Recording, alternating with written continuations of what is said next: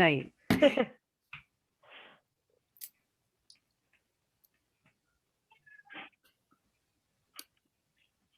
I can't see. We're at 14. It's going. Hi, everybody. Hi, everybody. Everybody. Welcome. Let us know where you're calling in from or signing in from. We want to know. Are you excited to go on safari tonight? I am. Put it in the chat. Hey, Mark, Maryland. welcome back. Orlando. Don't be shy. I'm here in Tampa. Charlotte, North Carolina. Ooh, in Arlington, Virginia. Oakland, Illinois. Montreal. Denise loves our trips. Nice. We've got Canada, Montreal, Ann Arbor, Michigan. Boy, Michigan is representing tonight. Nice to see you Chicago. again. New York. Great. Thank you to everyone for being here. We're thrilled to have you. We're super excited for tonight's event. You can see, you can't really see, but I'm in my lion shirt and Heidi's got her safari gear on. Sandy's got her beautiful printed, is that a poncho, Sandy? It is, yes. It's beautiful. So we're so excited to talk about Africa today. So we're just gonna give it maybe another minute and then we'll get started. So Linda, where is Soddy Daisy, Tennessee? It is in the eastern part of Tennessee. I actually know where it is. Oh, got it. What's the next closest city I would know? Knoxville. Okay, got it. My brother lives in Nashville. I'm south of Nashville. Okay. Arlington, Texas. Yeah. Glad to see you guys. Yes. All right. So I think we'll get started, ladies. Does that sound good? Yep. Yeah. Yep. Sounds great. Okay, perfect. I'm going to share my screen quick.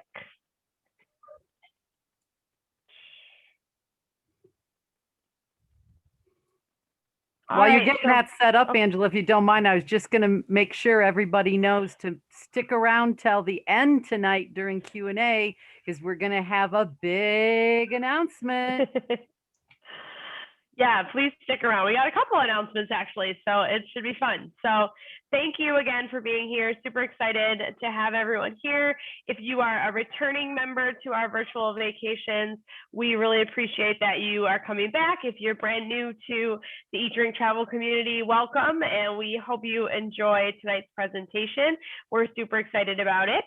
A little bit about us. My name's Angela Isherwood. I'm the owner of Olive and Atlas Travel Design, and I'm here with 4 of my colleagues who are also travel advisors, and we're located all over the country. I'm in Wisconsin. We have Heidi Thies from Colorado. We have Candace Stearns from Michigan. We have Maria Stephanopoulos from Florida, and we have Susan Schaefer from Tennessee. So we are coming at you from all over the country, and we're glad to see that you guys are from all over the country too.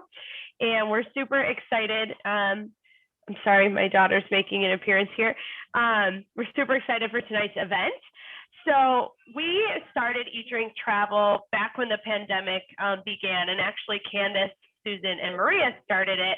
And it was just a way to have virtual vacations and really keep the love of travel and the inspiration of travel alive at a time when nobody is able to travel. So we started these and have been doing them ever since, and they've been so much fun.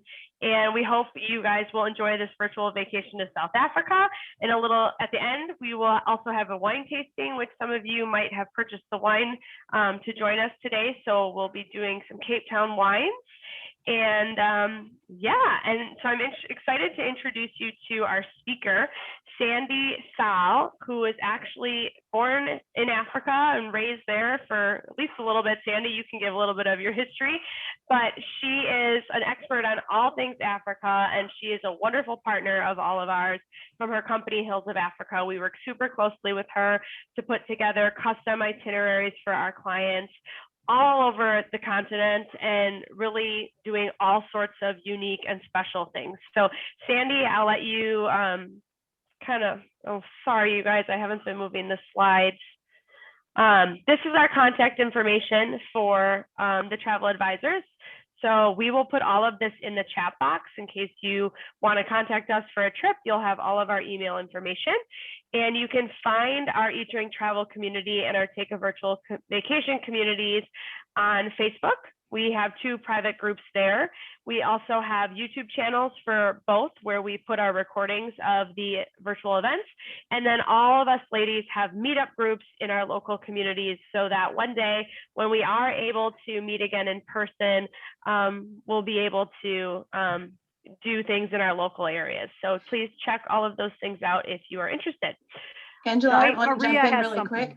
Yeah, go ahead. So next Wednesday, the 24th, the Greater Tampa Bay Meetup Group is actually meeting in person at the Somalia Hideaway in Lutz. So please be sure to reach out if you are here in the Greater Tampa Bay area, because I would love to get to meet you in person. So fun. Diggity dog. Finally.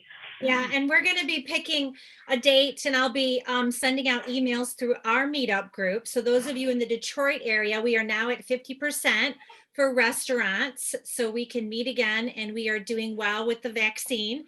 So we are going to be looking at some dates in mid-April, and I'm going to be having polls and surveys in my meetup group in Detroit, so you can chime in on what evening would be your best bet, or a Saturday for all of us to get together here in Detroit area, Metro Detroit area.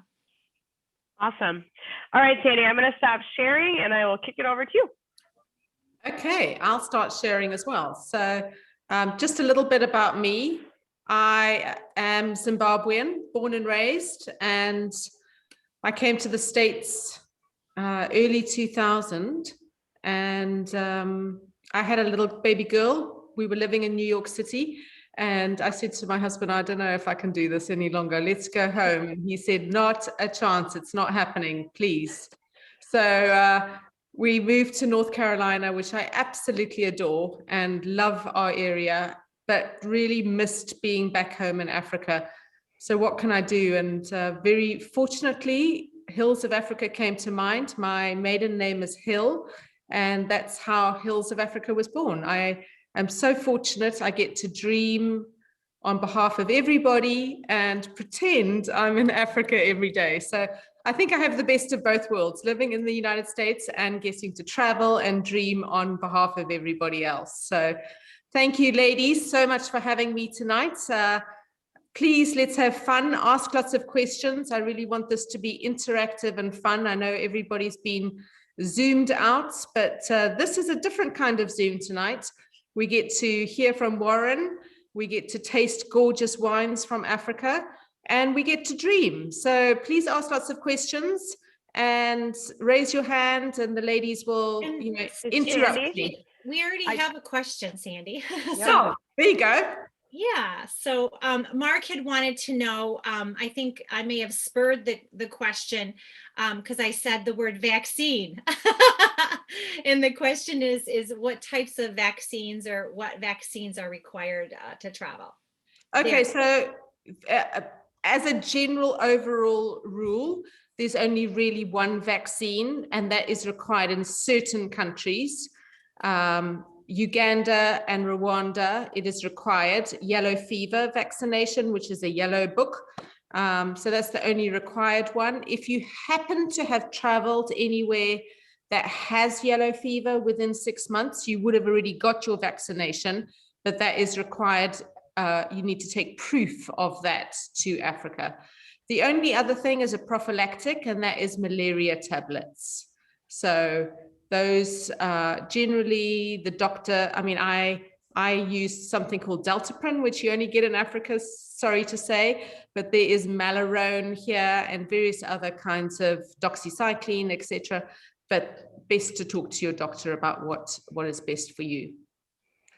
Okay, so I thought this was appropriate for tonight. We can all pretend we're having sundowners with Warren's wines and pretend we're in Africa. So I'm just going to take you through a very short presentation on what we can do in Southern Africa. If you have been to Africa before, then there are lots of different areas. You might not actually want to go to Southern Africa, but it is generally considered where most people go to on their first trip to Africa. So South Africa has Cape Town down there in the bottom, Kruger National Park, which is the most famous of the safari reserves. There's also lots of other different ones. For example, if you don't want to go to a malaria area, there's Phinda Game Reserve, which is up near the Mozambique border. There's also some reserves on the Botswana border, so that'll be to the kind of west of the South Africa word S. So you can do lots of different reserves in South Africa for safari. There's also tonight we're going to be visiting Zimbabwe, which is Victoria Falls, one of the 7 natural wonders of the world. But again, so many different areas, so much to dream about. I could go on and on and on, but we'll start with that. Well, Sandy, while you're presenting, we have 2 more questions that I'm sure you'll speak to, but some guests want to know, what are some things you love about Africa compared to the United States, and what are the things that made you want to return? So you can save those for after, or you can answer now. Okay. I think what I really miss about Africa, and I'm pretty sure Warren will say the same thing, is, you know, we think it's actually the open spaces and the food and the wine and the gorgeous scenery. But to be honest, it really is my family. If I could bring my family here, I'd be very, very happy. I'm one of 4 children born on a farm in the middle of nowhere, and I do miss my family a lot. So I think that would be my number one. I also love open spaces, being in the middle of absolutely nowhere. So those probably are my two things. Okay, so this is Cape Town. You saw a picture on the opening slide by Angela, but this is Cape Town in its glory. Table Mountain in the background. You've got Signal Hill in the foreground on the right-hand side, and Lion's Head just behind that. Beautiful mountains, gorgeous scenery in the area, the seas. You've got the Atlantic Ocean side, you've got the Indian Ocean side. That big new building in the front was actually the Soccer World Cup Stadium. So very, very cosmopolitan city, a little bit like San Francisco in a way. So it is just a stunning area with good food, good wine, great accommodations. It's actually got voted by Virtuoso Travel as the #1 city to visit in the world for this coming year. And it got voted by the Telegraph in London as one of the top 5 cities to visit in the world. And there is so much to do. Great accommodations. This is actually the Mount Nelson Hotel. We call it the Mount Nelly.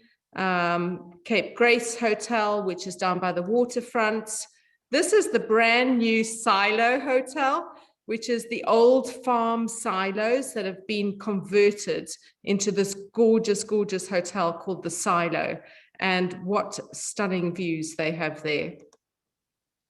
Some of the Cape Town experiences, obviously, a lot of people want to climb Table Mountain. We always recommend for our visitors to have a private guide take you up Table Mountain. The weather comes out of nowhere, and it can be absolutely gorgeous when you start.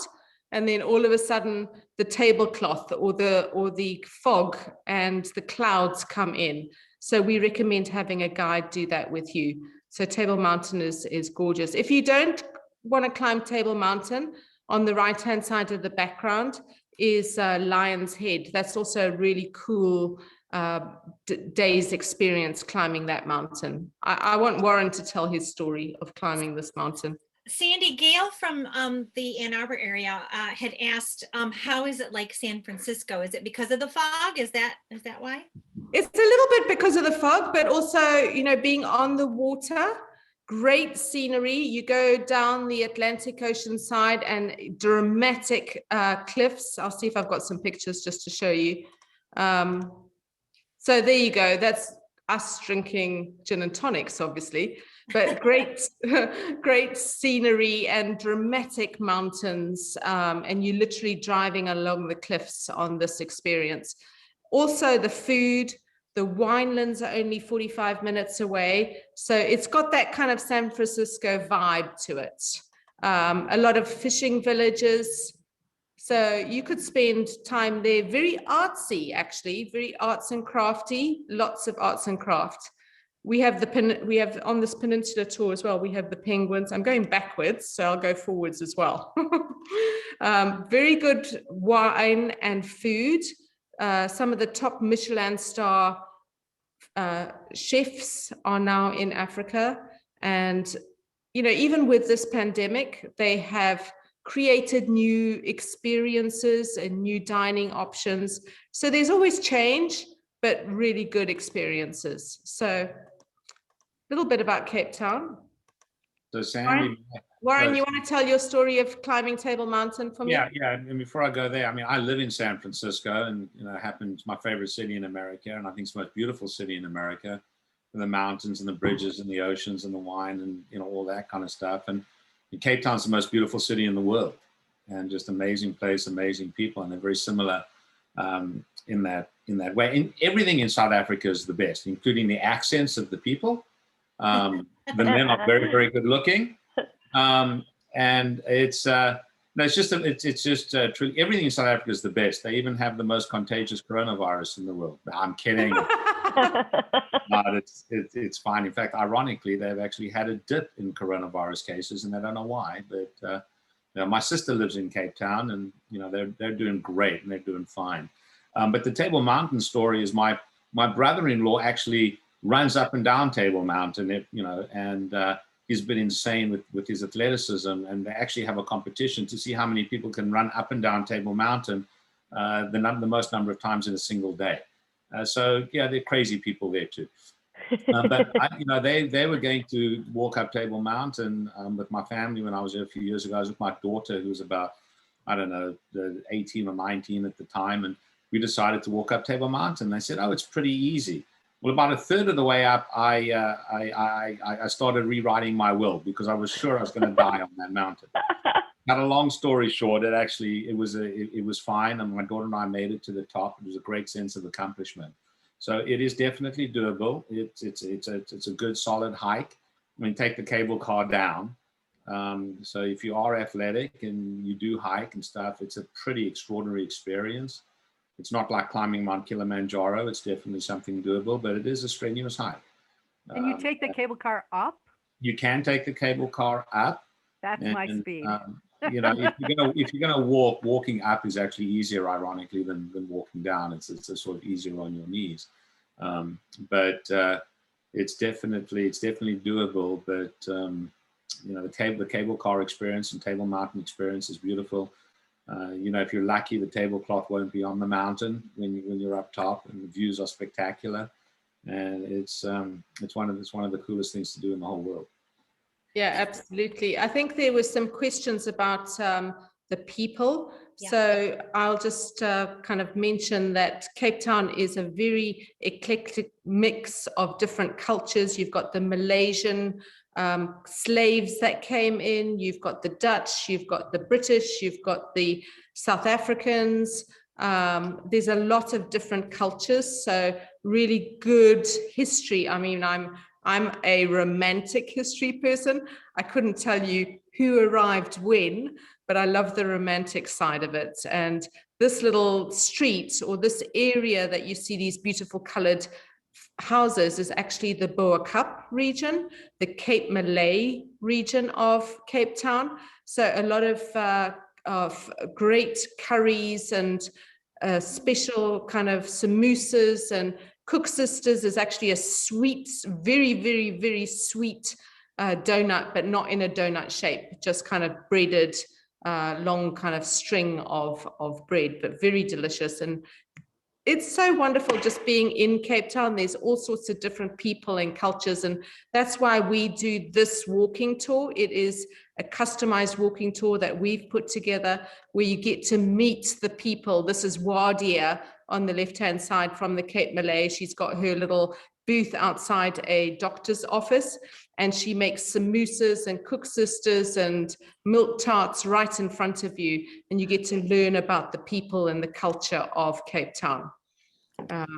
Just a few little bits. They have their own Cape Town gin, which is made from the fynbos, the flora of the area, and they make it into gin. So that was a fun gin tasting experience we had. Just to talk about the Cape Winelands, we have clients that want to do maybe 4 nights in Cape Town and a day's trip out to Cape Winelands. Some people want to do 3 or 4 nights in Cape Town and then 2 or 3 nights in the Winelands as well. I love being in the Winelands, and I think personally, yes, if you have the time, spend some time out in the Winelands, because you can really enjoy the area. You can bicycle around it, you can horseback ride, walking, you can even just do shopping and a little bit of, they have some very good chocolate tasting there as well. Great accommodations, and some of the experiences, obviously, I'm going to get Warren to talk about wine after this, but you can meet the winemakers, you can meet the owners, you can go through the vineyards with the winemaker and learn about wine tasting.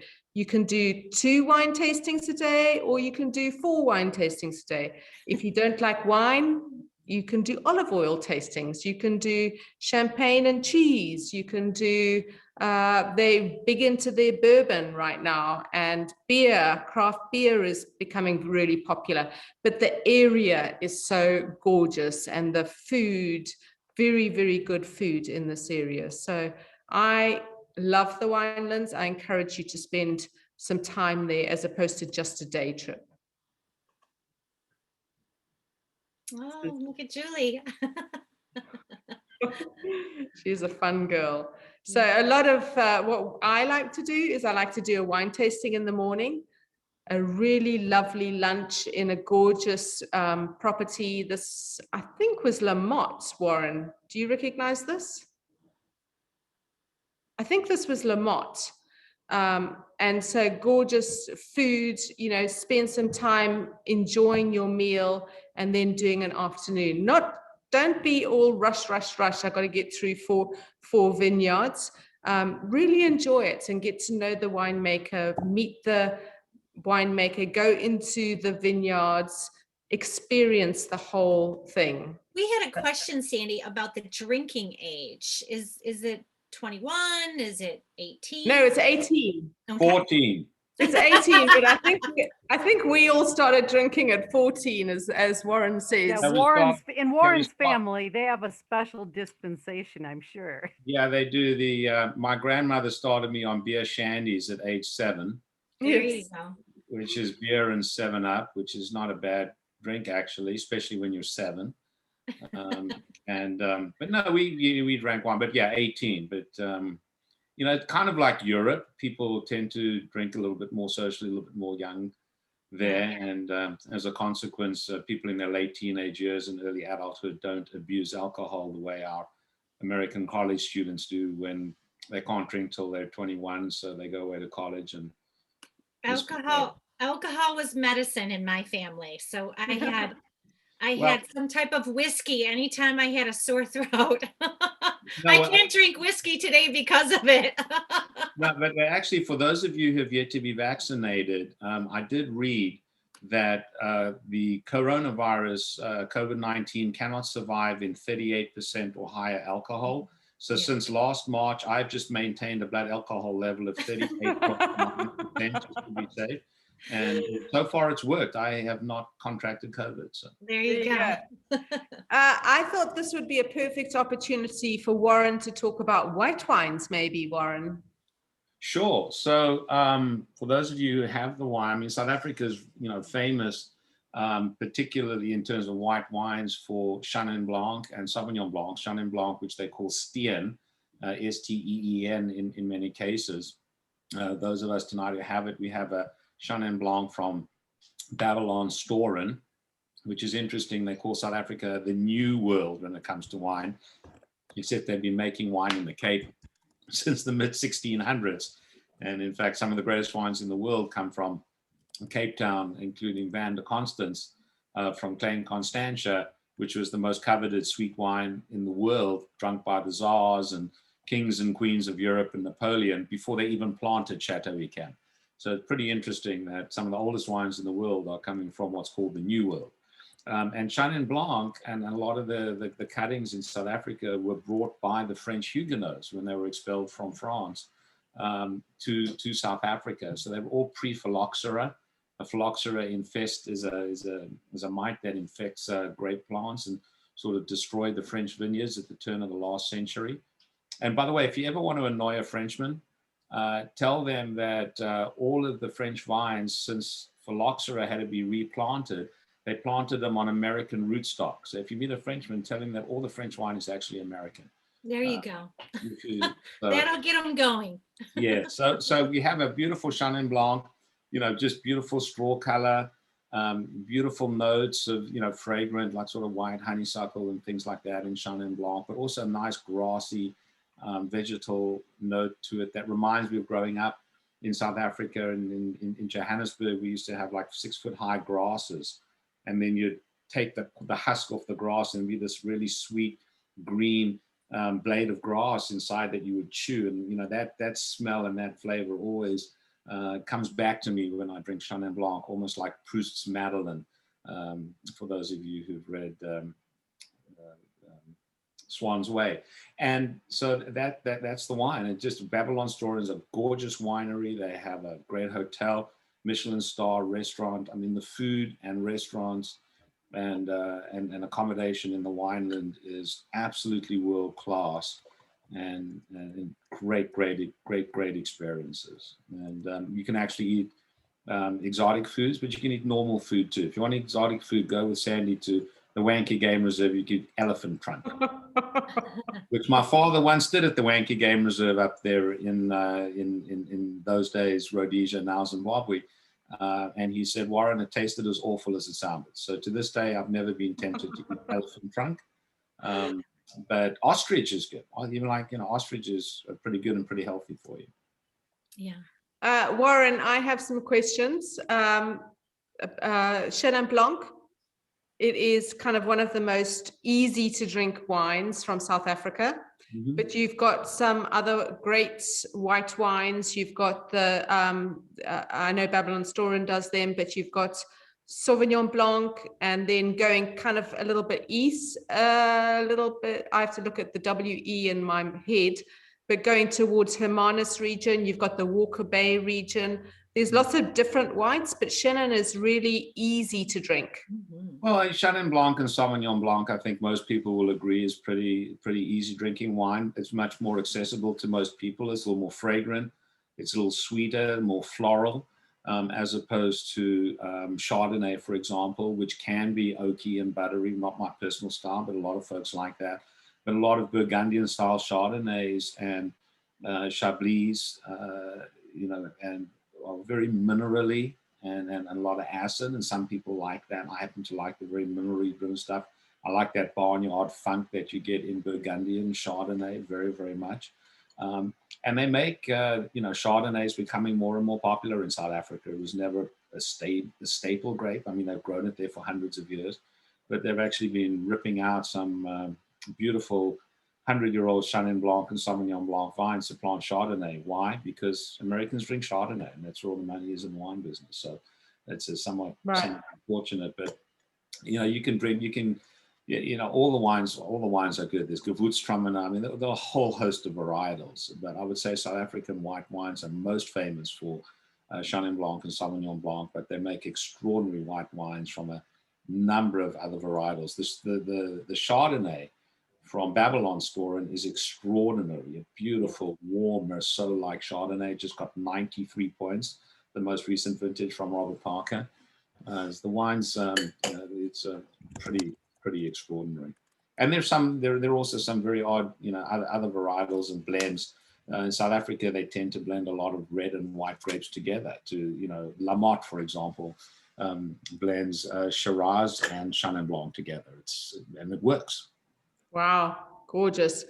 Okay, I think we're going to go on to red pretty soon, but I'm going to share my screen so that we can carry on with, so after kind of doing the Winelands Cape Town, there's a really easy direct flight from Cape Town to Victoria Falls.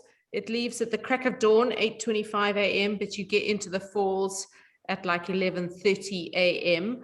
So there are so many activities. This is one of my favorite lodges, Old Drift Lodge, which is set on the Zambezi River. And I mean, just can you imagine having your coffee and tea in the morning, just waking up to that, just gorgeous. And the Victoria Falls right now is at this time last year. So this time, as opposed to this time last year, it is 15 inches higher than it was last year. So it is pumping, absolutely rocking. We have a filming crew out there right now, and it is rocking. They are being immersed in it. There are so many different activities to do: whitewater rafting, you can do bungee jumping. Lots of people want to do adventure. It's considered the adventure capital of the world. You've got whitewater rafting, bungee jumping, abseiling, all sorts of different kinds of zip line type experiences. If you guys can put your binoculars on the right-hand side of this picture, on the other side of the falls, you can see some people. I don't know if you can put your binocular glasses on, but there's a thing called Devil's Pool on the Zambian side of the falls. And that's where you can sometimes go. It has to be at a certain time. It's November, December, where the falls are at its lowest point. And you can literally go and sit in a pool of water, which is kind of just where that very last falls are on the right-hand side. Just above that, there are people sitting inside a little plunge pool type experience. I'm not sure I'm game for that, but some people are. Anyone done Victoria Falls in the chat? So I was just explaining all the different kinds of whitewater rafting, bungee jumping, zip lining, etc. Yeah, it looks like Dawn said she was at Victoria Falls. So. Oh, gorgeous. Yeah, it is one of my favorite places to go. I love the falls. So many different activities. You can get involved with cultures. You can get involved with some community service if you want to go and help in the community. There's all sorts of ways to get involved and give back as well. So safari in South Africa, I'm going to take you through Kruger National Park just because it's easy from Victoria Falls. There's a direct flight from Victoria Falls to Kruger National Park. You know, we like to keep it easy here at Hills of Africa, so you're not spending your time going round and round and round, trying to get two places and mandatory overnight. So for now, I'm going to share about Kruger National Park. Kruger is massive, and on the western boundary of Kruger National Park, you've got all these private game reserves or private concessions: Timbavati, Sabi Sands, Manualetti, all sorts Sandy, of. I think it is sometimes helpful for you. Could you explain the difference between like a national park and a private game reserve? Yeah, so Kruger National Park is a big area of a big tract of land. And within Kruger National Park, the actual national park portion of it, you can go in as a self-drive person and drive around Kruger National Park and do your own game viewing, but you have to stick to the tarred roads, and the accommodations are either camping by yourself, and so you have to put your own tent up, or they have chalets where you cook for yourself and you do everything yourself. There are only 3 concessions within the national park that are private. Singita has one, Ngala has one, and there is one other which kind of, sorry, has gone out of my mind. But Singita has one, and so those are inside the park. The actual park extends further out as well to the western boundary, which is where you have private concessions. So Sabi Sands is one very famous one where the Londolozi has a concession there. Singita has a concession. various other properties, and you get attractive land. Singita, for example, has 28,000 hectares. Londolozi has 44,000 hectares, and that is the private traversing rights, and they have property in that area, either tented camps or these are chalets, so your own chalet, which is not tented accommodation, and then you get to be with your own private guide or in a vehicle with someone who knows what they're doing with game viewing. I always say, you're going to Africa, you want to see those lions, so make sure you get a guide that knows where to find the lions. Don't try and do it by yourself. So that's my tip on going on safari. Sandy, can you explain a little bit how you get around South Africa? Do you have to fly everywhere? What is the best? Yeah, absolutely. I mean, South Africa, if you're going for kind of 10 to 14 days, the way we do it in America, you're flying into Delta is one of my preferred airlines, but there are lots of different options. So Delta flies, their new routing flies from Atlanta to Johannesburg.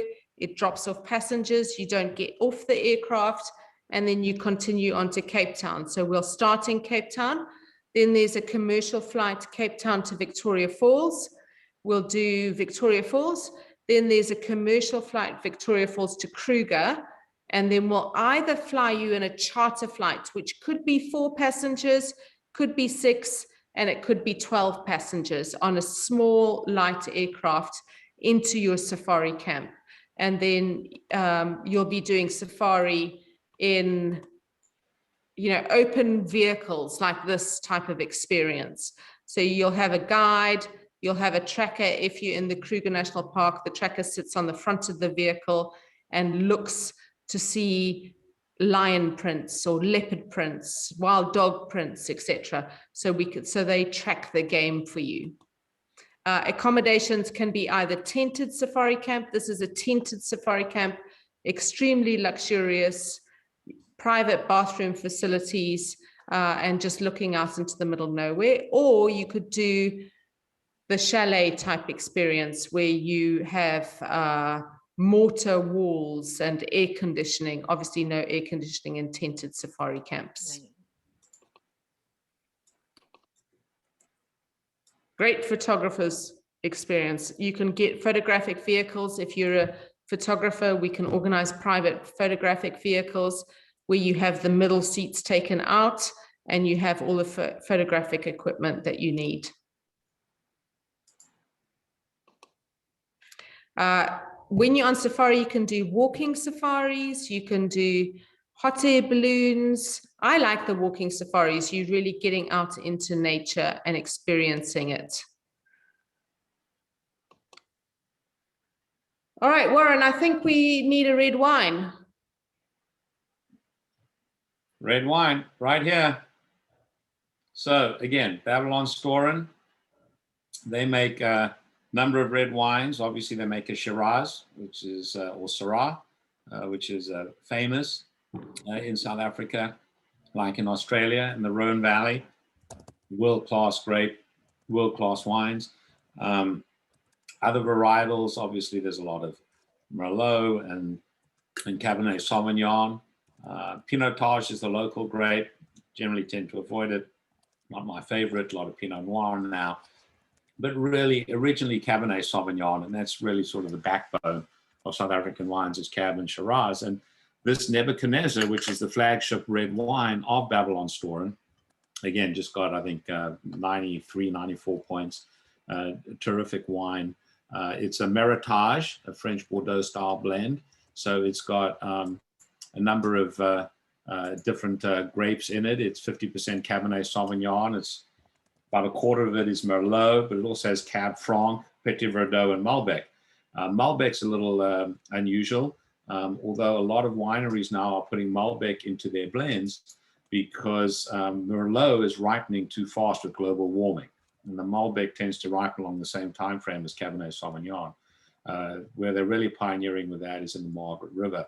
In fact, in Bordeaux, they're bringing in more Malbec. People don't know this, but Malbec used to be the #1 planted grape in Bordeaux in pre-phylloxera days. Now it's primarily an Argentinian wine, but is now a grape, but is now coming back to France, as are the Portuguese and Spanish varietals from the Iberian Peninsula, because they can thrive in warm weather. So Tempranillo and Taruga Franco, Taruga Nacional, for the first time, have been approved to be put in the Bordeaux Meritage blends. It's probably just a matter of time before we see those grapes showing up in Super Tuscans as well, although they can use Sangiovese in those to mix with the cab as well. So what we have here is a Bordeaux blend, a lovely wine, not too high in alcohol, only about 14.5% alcohol, but just a beautiful dark ruby color.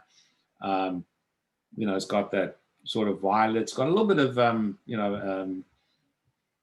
herbaceousness to it, maybe thyme and stuff like that. But the typical cigar, you know, leather notes for it. A wine that would age really well. If you're in the United States, you'd probably want to drink this with, you know, a great New York steak or a bone-in ribeye, Kansas City ribeye, something like that. If you're in South Africa, it goes really well with kudu. What about lamb? Lamb, yeah, lamb would be great. I mean, I tend to prefer Pinot Noir or Merlot with lamb, but yeah, it would work very well with any game meats, anything like that. And you know why it's called a kudu? Do not know. Because a kudu is sort of knock-kneed. So every time it runs, its knees bang together and it goes kudu, kudu, kudu. That's funny. There's a ruder version of that joke too. Yes, we won't go there. Tell us about the Nebuchadnezzar logo. Yeah, so on the bottle, for those of you who have it, there's this sort of floral piece, a sort of a flower that's supposed to reflect the fauna of South Africa, and there's the flora of South Africa, all the plant life. And actually, if you go to Cape Town, you should have an opportunity to visit the Kirstenbosch Gardens. That's considered the greatest botanical gardens in the world.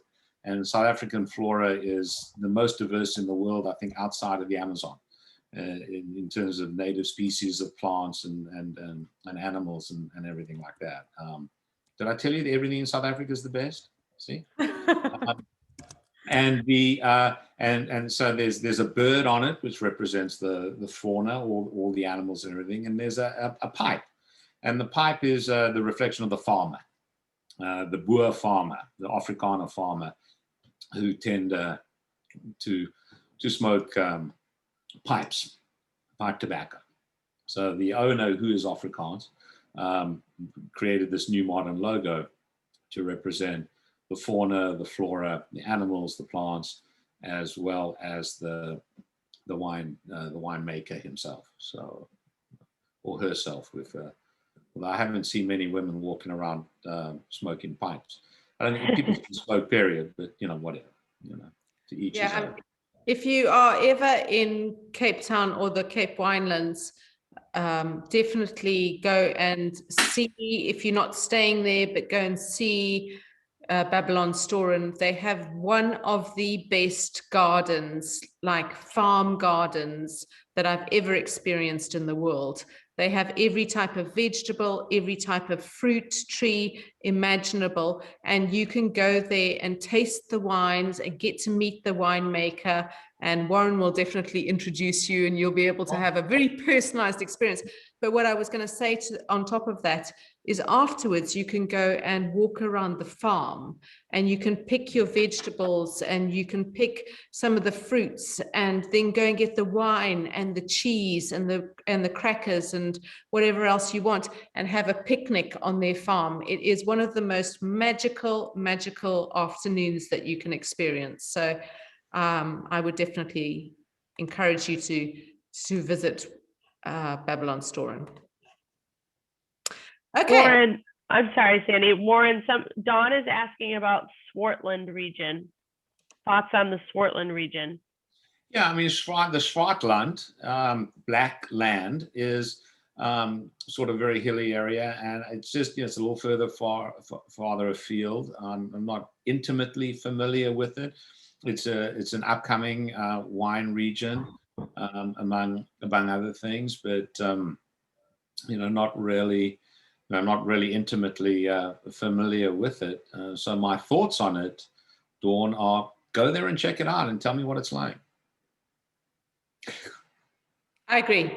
Definitely get out there and explore. I mean, you've got so many different areas. We've touched on Stellenbosch and Franschhoek tonight, but there are so many different areas, really good wines, Walker Bay, various different areas of South Africa that you can go and experience.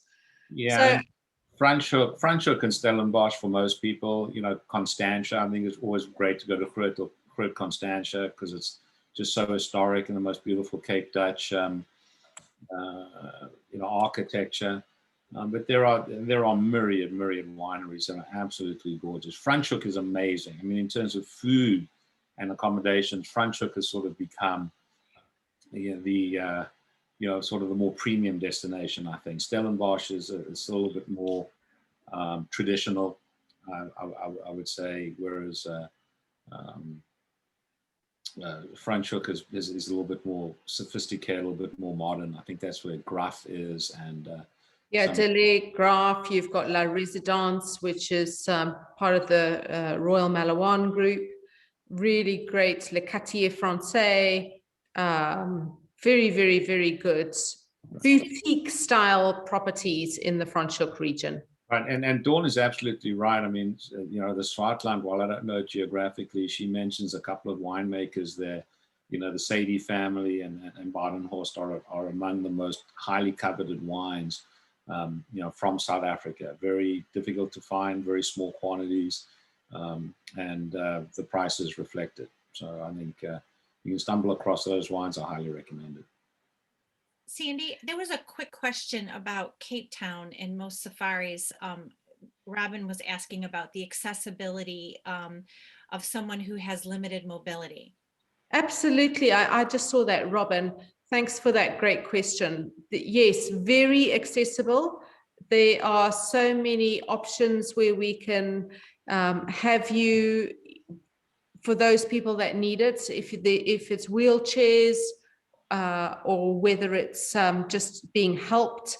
There are vehicles, there are guides our guide Pam is very friendly, and her vehicles are all equipped to be able to give accessible to the disabled, but also on safari, very easy to organize as well. I think one of the things that we obviously would be talking about with my friends, my travel advisors here, is if you are, in that mobility range, we need to choose properties that don't have lots of stairs.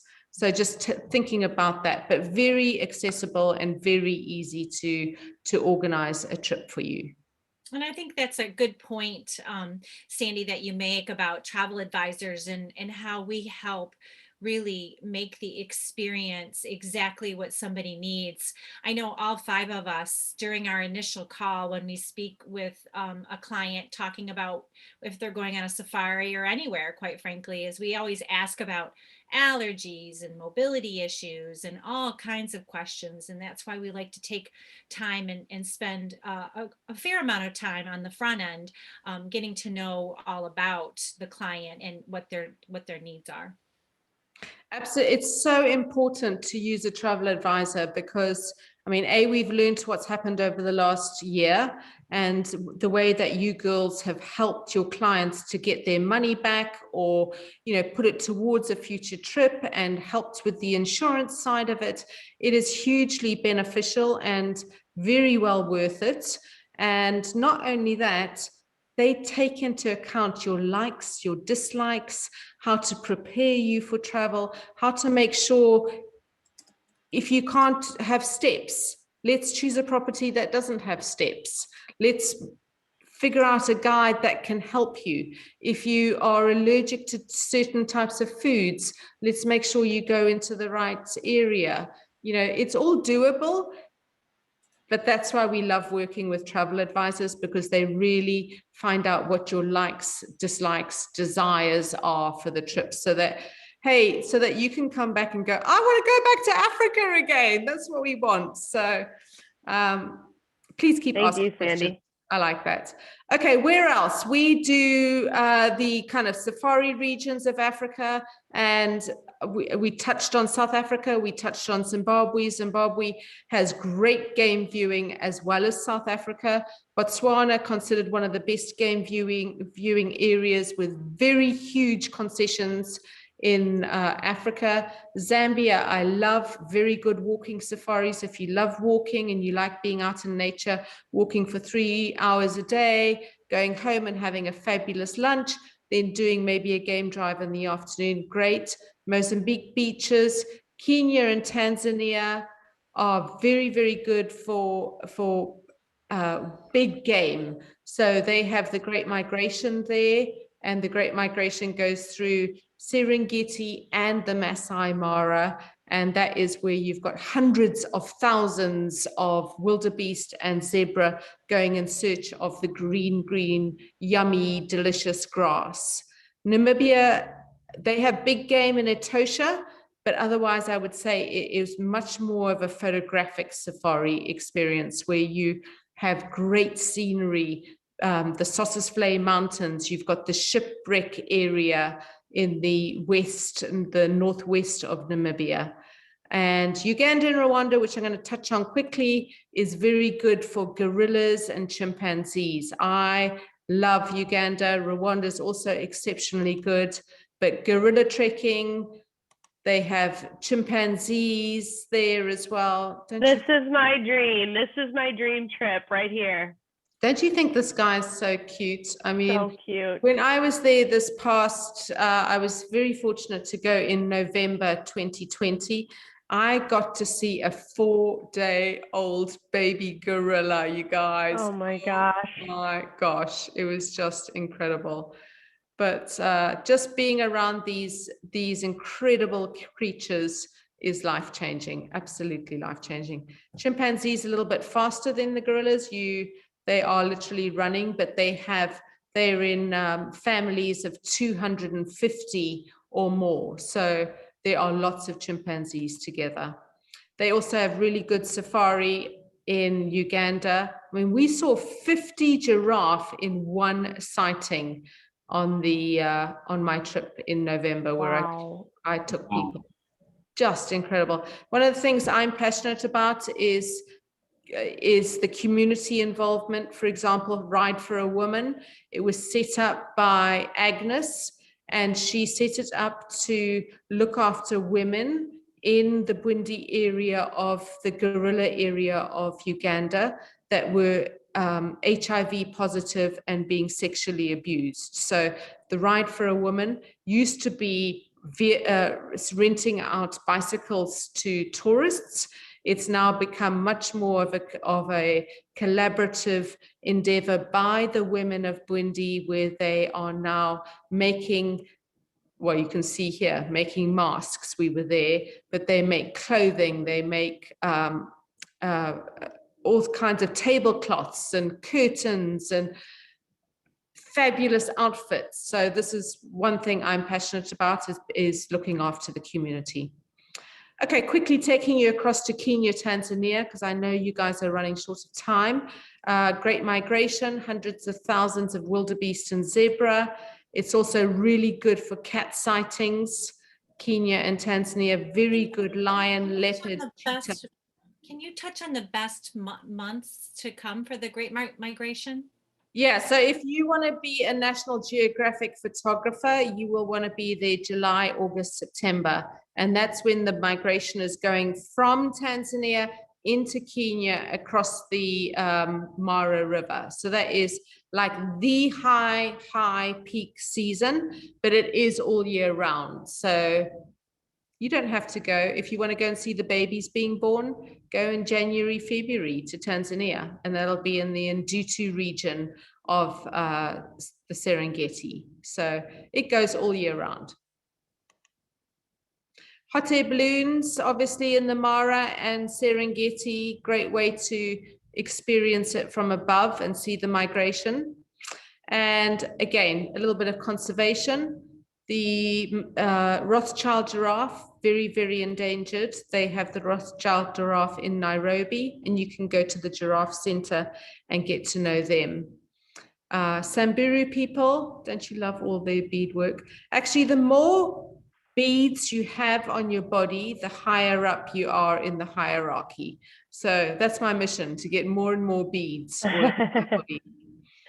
Sandy, what are the temperatures around the Great Migration peak period? You know, Kenya, Tanzania is kind of on the equator, same with Uganda and Rwanda. So the temperatures don't vary too much. You will probably experience 75 to 80 degrees during the day. So gorgeous year-round temperature. You know, just talking a little bit about the future. Us, Hills of Africa, and the girls, our travel advisors, we're all very concerned about looking after the future. We want this to be available for our grandchildren. Please don't let me have grandchildren just yet, but you know, we do want them around for future generations. So we are very passionate about working with properties and companies that care about the environment and care about future generations of elephant, rhino, leopard, the gorillas, you know, working with Dr. Gladys in Uganda. We are extremely passionate about that. So just to, you know, make sure that you work with the right people to make sure that you're looking after our beautiful world. Okay. Thank you, Sandy. That was really awesome. Just great. And Warren too. Delicious. Really great. So thank you so much. So we're super excited because Sandy has been super generous, and we're excited to, well, hey, we should talk about the fact that you can actually go to these places right now, right, Sandy? They're open to U.S. citizens. Yeah. You just need a negative test to get across the borders. It's easy. I mean, just to share with you, it's pretty easy. We've got clients in Kenya right now, a mother and her 16-year-old daughter celebrating her 16th birthday. It is easy. You just have to have a COVID test on arrival, and then you let Candace, Maria, Angela, Heidi, and Susan organize everything for you through us. Absolutely, including the test to get back. Sandy and her team do an amazing job of helping to organize all of the logistics that are required to get tested, you know, when you're overseas and get back into the United States. So this is really within your reach, and it's a great time to go because crowds are way down. Correct me if I'm wrong, Sandy, but you're really going to see Africa in a way it's hardly ever been seen. Absolutely. I mean, now is the most gorgeous time to go. The 16-year-old and her mum are in Kenya, and they went to one safari camp, and they're the only people in safari camp.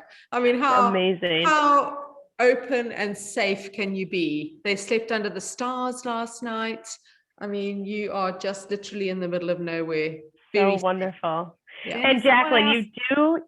Oh, go yeah, ahead. you do need a visa, and Sandy, you can touch on it. It does differ by country, and you can get it electronically, right, Sandy? Absolutely. I mean, most of the African countries, South Africa doesn't, Botswana doesn't, Namibia doesn't, but most of the other African countries require a visa, and we'll help you with the procedures for that. Very easy to do. Great. Thank you.